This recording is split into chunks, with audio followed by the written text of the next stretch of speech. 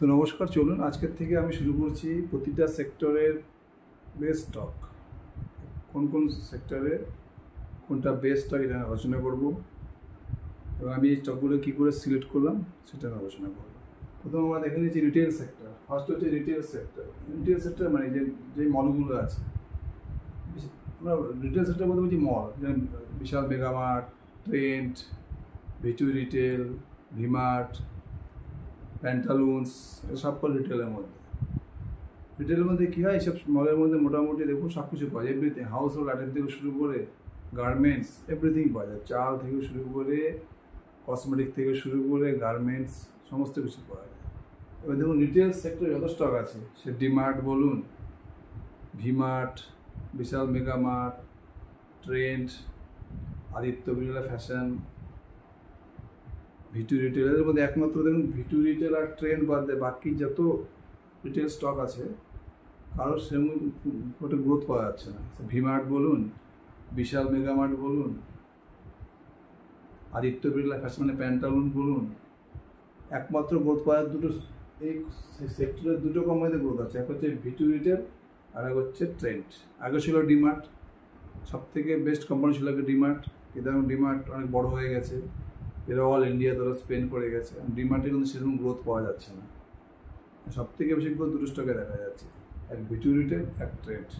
কারণটা হচ্ছে বাকি যত দেখুন বিশাল মেগামার্ট, ভিমার্ট, স্টাইল বাজার, সবাই কিন্তু স্ট্রাগল কাছে গ্রোথ 10%, 15%, 20% হায়েস্ট গ্রোথ দেখা যাচ্ছে।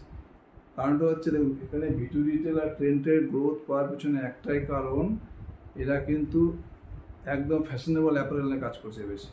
আপনি যদি ভিটু রিটেল মলে যান বা ট্রেন্ডের কোনো মলে যান, জুডিওতে যান, দেখবেন ওদের মেন ফোকাস হচ্ছে ফ্যাশনেবল আইটেম, ফ্যাশন অ্যাপারেল মানে ফ্যাশনেবল কাপড়, যেগুলো রেডিমেড গার্মেন্টস, মেয়েদের জন্য, ছেলেদের জন্য, পুরো লেটেস্ট ফ্যাশন নিয়ে ওরা কাজ করছে গার্মেন্ট নিয়ে। এই জন্য একমাত্র দেখুন রিটেল সেক্টরে সব থেকে বেশি গ্রোথ পাওয়া যাচ্ছে হচ্ছে ভিটু রিটেল আর ট্রেন্ড। বাকিদের সেরকম কোনো গ্রোথ নেই, বাকিরা কিন্তু হাউস হোল্ড আইটেম নিয়ে বেশি কাজ করেছে, চাল, ডাল, চিনি, চা পাতা, কসমেটিক্স, এসব জিনিস নিয়ে কাজ করছে। ওদের কিন্তু সেরকম কিছু গ্রোথ নেই। একমাত্র গ্রোথ পাওয়া যাচ্ছে ভিটু রিটেল আর হচ্ছে ট্রেন্ড। ট্রেন্ডে দেখুন এবছর Q3 আপনি হিসাব করেন, Q3 লাস্ট কোয়ার্টার যে রেজাল্ট এসছে ওটা কিন্তু ইয়ার অন ইয়ার 38% গ্রোথ করেছে। তো এই সেক্টরে সব থেকে বেশি গ্রোথ করেছে ভিটু রিটেল। মার্কেট ক্যাপ অনেক কম, ধরুন 5,900 কোটি টাকা মার্কেট ক্যাপ ভিটু রিটেলের। সেলস গ্রোথ করেছে 58%, প্রফিট গ্রোথ দিয়েছে 117%। ভিটু শুধু এই কোয়ার্টারই না, শুধু ডিসেম্বর কোয়ার্টারই না, যত কোয়ার্টার আছে দেখুন Q2, Q1, মোটামুটি এক বছরতে যতগুলো কোয়ার্টার, প্রতিটা কোয়ার্টারে কিন্তু 50% বেশি সেল গ্রোথ দেখাচ্ছে। এই ডিসেম্বর কোয়ার্টারে তো 58% সেলস গ্রোথ দিয়ে গেছে, প্রফিট করে 117%। আমরা রিটেল সেক্টর সব থেকে বেস্টটা হচ্ছে ভিটু রিটেল। এদের গাইডেন্সও খুব ভালো। এদের এখন কতগুলো স্টোর আছে, 170টা স্টোর আছে। এদের গাইডেন্স দিয়েছে নেক্সট 1 ইয়ার্সে এরা আরও 100টা স্টোর খুলবে, টোটাল স্টোর হয়ে যাবে 270। 50% শুধু স্টোর ওপেন করবে। সেলস গ্রোথ কোনো ঠিক দিয়েছে গাইডেন্স, নেক্সট 10 ইয়ার্স, আগামী 10 বছর এরা 50% সেলস গ্রোথ করবে। ট্রেন্ডকে দেখুন, আপনি এদের সঙ্গে ট্রেন্ড মেলান, ট্রেন্ডে মোটামুটি 30% সেলস গ্রোথ দিচ্ছে। পি মোটামুটি 70-এর মধ্যে পি আছে, 70 থেকে 80 পি। 30% সেলস গ্রোথ পাচ্ছেন 70-80 পি, আর এখানে আপনি প্লাস 60% সেলস গ্রোথ পাচ্ছেন 87 পিতে। আর ট্রেন্ডের থেকে ভিটু রিটেল মার্কেট থেকে অনেক ছোটো, ট্রেন্ড অনেক বড় কোম্পানি। সুতরাং ভিটু রিটেল দেখুন গ্রোথ পসিবিলিটি অনেক বেশি, প্রচুর স্কোপ আছে ভিটু রিটেলে। আমার মনে হয় এখন রিটেল সেক্টরে সব থেকে বেস্ট হচ্ছে ভিটু রিটেল। আর গাইডেন্স দেখুন, ওদের এখন টোটাল স্টোর আছে 170, নেক্সট 1 ইয়ারে গাইডেন্স আর আরও 100টা স্টোর খুলবে। আর রেভিনিউ গাইডেন্স দিয়েছে, এদের বলছে নেক্সট 10 ইয়ার্সে 50% সেলস গ্রোথ করতে এদের কোনো অসুবিধা হবে না। Store guidance super, revenue guidance super. প্রতিটা যে কোয়ার্টার লাস্ট 3-4টে কোয়ার্টার যেভাবে রেজাল্ট করছে, তাদের বেস্ট হচ্ছে retail sector V2 retail. Next হচ্ছে FMCG। এফএমসিজি সেক্টরে দেখুন বেশি পর্যন্ত এফএমসিজি কোম্পানি আছে, Hindustan Unilever, Nestle, Bikaji foods, vector foods, এরা প্রত্যেকে স্ট্রাগল করছে 10%, 15%। হিন্দুস্তান ইউনিলিভার, নেসলে, ব্রিটেন এদের তো 10%-এর নিচে সেলস গ্রোথ আছে, সিঙ্গেল ডিজিট সেলস গ্রোথ এদের কিন্তু আলোচনা করা বেকার আমার হিসেবে। এবং গ্রোথ ওয়াইজ এফএমসিজি সেক্টরের গ্রোথ আছে বেস্ট দুটো কোম্পানি, হচ্ছে মনোরমা ইন্ডাস্ট্রিজ আর বরুণ বিভারেজ। বরুণ বিভারেজ তো সবাই জানে অনেক বড় কোম্পানি, প্রায় 2 লক্ষ কোটি টাকার মার্কেট ক্যাপ হয়ে গেছে। কোল্ড ড্রিঙ্কস, পেপসিকো কোম্পানির এরাই হচ্ছে ফ্র্যাঞ্চাইজ ইন্ডিয়াতে। পেপসিকো কোম্পানি এদের পুরো দিয়েছে লাইসেন্স, এরা পুরো ইন্ডিয়াতে এরাই বিজনেস করছে। পেপসি, স্টিং, এসব চার্জ, তারপরে আপনার মিরিন্ডা, সব এদের বরুণ বিভারেজ। বরুণ বিভারেজের মোটামুটি সেলস গ্রোথ 20 থেকে 25%। এদেরও পি 70-এর মধ্যে পি আছে। আমার মনে হয় এফএমসিজি সেক্টর এখন সব থেকে নাম্বার 1 স্টক হচ্ছে মনোরমা ইন্ডাস্ট্রিজ। এর মার্কেট ক্যাপ অনেক কম, 6,000 কোটি টাকা। মনোরমা ইন্ডাস্ট্রির বিজনেসটা জানতে হবে। মনোরমা ইন্ডাস্ট্রি অ্যাকচুয়ালি বিজনেস করা হচ্ছে চকলেট ইন্ডাস্ট্রিতে। এরা যে চকলেটের যে এটা না কোকো বাটার ইকুইভ্যালেন্ট যেটা লাগে চকলেট ইন্ডাস্ট্রিতে, চকলেট ইন্ডাস্ট্রি তারপরে আপনার কসমেটিক ইন্ডাস্ট্রি তো লাগে, এটা কোকো বাটার ইকুইভ্যালেন্ট, এটাই ম্যানুফ্যাকচারিং করে এরা। এরা কীভাবে করে, এরা ওই যত গাছ আছে না, ম্যাঙ্গো সিড, শাল সিড, শিয়া সিড, এসব গাছের সিড আছে, সিডগুলোকে এরা কালেক্ট করে, গাছ থেকে পারেন না, যত নিচে পড়ে ওয়েস্ট প্রোডাক্ট, ওই সিডগুলোকে কালেক্ট করে এদের রায়পুরে একটা ফ্যাক্টরি আছে যেখানে এই কোকো বাটার ইকুইভ্যালেন্ট বানায়। এই বানানোর পরে এরা সব বিভিন্ন চকলেট কোম্পানিতে, কসমেটিক কোম্পানিতে এই কোকো বাটার ইকুইভ্যালেন্ট সাপ্লাই করে। তারপরে আপনার কিছু ফ্যাটস আছে যেগুলো কসমেটিক্সে লাগে, অয়েলস আছে, সব ওই ম্যাঙ্গো সিড, শাল সিড, সিয়া সিড, এসব সিড থেকে এরা বানায়। খুব সুন্দর বিজনেস মডেল এদের। মেনলি এই যে ওয়েস্ট আফ্রিকা, যে সাউথ আফ্রিকা যে আছে, সাউথ আফ্রিকাতে মেনলি এরা শিয়া সিডটাকে কালেক্ট করে, ওখান থেকে আপনার কোকো বাটার ইকুইভ্যালেন্ট হয়। এছাড়া ইন্ডিয়াতে আছে ম্যাঙ্গো সিড, শাল সিড, এগুলো থেকে এরা কী করে, এই যে দামি ফ্যাটস, অয়েল যেগুলো কসমেটিক ইন্ডাস্ট্রিতে লাগে। যত বড় বড় চকলেট কোম্পানি আছে, মন্ডেলেস, মার্স, নেসলে, হার্সিস, সব এর থেকে কোকো বাটার নেয়। তো অনেক কসমেটিক কোম্পানি আছে, যেমন ধরুন গার্নিয়ার, লরিয়াল, সবাইকে এরা সাপ্লাই করে। এরা যেমন এদের যে মার্কেট ক্যাপ হচ্ছে মনোরমার 6,000 কোটি টাকা, পি কত হচ্ছে 78। সেলস গ্রোথ করেছে ডিসেম্বর কোয়ার্টারে 112%, ডাবলেরও বেশি সেলস গ্রোথ। প্রফিট গ্রোথ করেছে প্রায় 400% প্রফিট গ্রোথ, 400%। কারণ এফএমসিজি সেক্টরে সব থেকে বেস্ট স্টক হচ্ছে Manorama Industries. 112% sales growth, 400% profit growth. এদের এই ব্যবসা বাড়ার কারণটা হচ্ছে এরা নেক্সট ইয়ার এদের ছিল manufacturing capacity 15,000 metric ton per year, সেটাকে 24-এর মনে জুলাই আগস্ট নাগাদ এদের ম্যানুফ্যাকচারিং ক্যাপাসিটি বেড়ে হয়েছে 40,000 মেট্রিক টন, ডবলের বেশি এরা ম্যানুফ্যাকচারিং ক্যাপাসিটি বাড়িয়ে নিয়েছে। তার কারণ চকলেট ইন্ডাস্ট্রির ডিমান্ড প্রচুর বাড়ছে। এটা এমন একটা ইন্ডাস্ট্রি যত দিন যাবে তত ডিমান্ড বাড়তে থাকবে। এরা ফিউচার গ্রোথের জন্য নেক্সট গাইডেন্স কী দিয়েছে এরা দেখুন, এরা নতুন আরও 7টা সাবসিডিয়ারি খুলছে। কোথায়?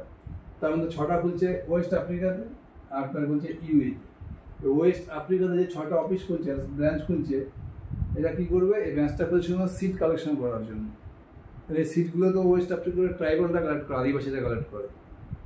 এদের সঙ্গে রিলেশন বাড়ানোর জন্য এরা আরও ওয়েস্ট আফ্রিকাতে 6টা সাবসিডিয়ারি খুলছে, কাজ শুরু হয়ে গেছে।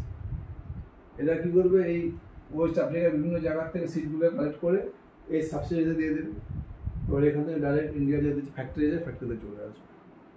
শুধুমাত্র সিট কালেক্ট করার জন্য এরা ওয়েস্ট আফ্রিকাতে 6টা নতুন সাবসিডিয়ারি খুলছে। ইউইতে আর একটা সাবসিডিয়ারি খুলছে ওই রিজিয়নে, যে মিনা রিজিয়নটা আছে না, কুয়েত, বাহারিন, ইরাক, ইরান, ওইসব রিজিয়নে কাস্টমার বাড়ানোর জন্য ওখানে একটা নতুন এরা সাবসিডিয়ারি খুলছে। ব্রাজিল এবার নতুন ইউনিট খুলছে, ব্রাজিল। তাহলে প্রচুর এক্সপ্যান্ড করছে বিজনেসটাকে। এখন তো সেলস গ্রোথ জবরদস্ত, প্রফিট গ্রোথ দারুণ হচ্ছে, তারপর এক্সপেনশন।